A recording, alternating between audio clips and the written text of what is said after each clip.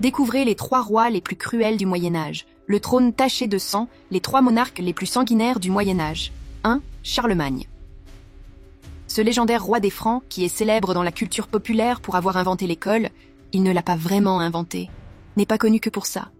Il est à l'origine de plusieurs réformes de l'État, mais son activité préférée était indiscutablement la guerre.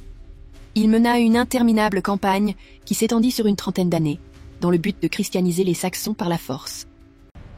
Un matin d'octobre de l'an 782, ce sacré Charlemagne ordonna la mort de 4500 d'entre eux. On nomma cet événement le massacre de Verden. 2. Basile II.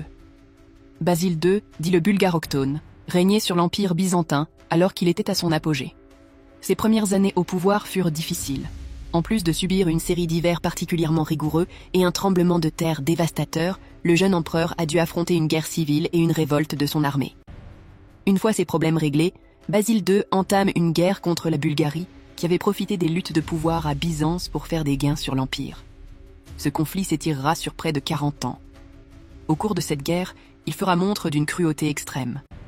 En juillet 1014, au terme d'une victoire byzantine, l'armée de Basile II fait plus de 15 000 prisonniers. L'empereur ordonne que l'on crève les yeux de tous les prisonniers, à l'exception de 150 hommes, à qui on laissera un œil.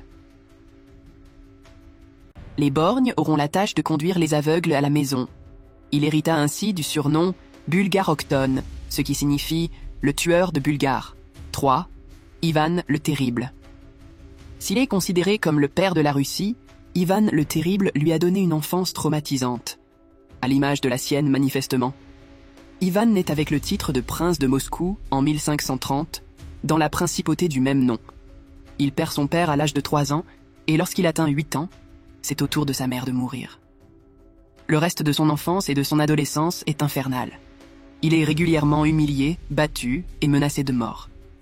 Il parvient tout de même, grâce à son titre, à s'autoproclamer premier tsar de Russie. Les années de violence ayant fait de lui un véritable monstre, il se livrera à toutes sortes d'actes ignobles durant son règne.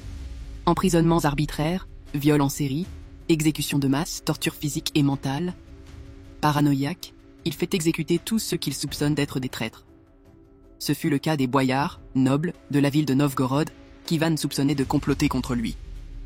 Le tsar fit massacrer les habitants de la ville à titre de représailles.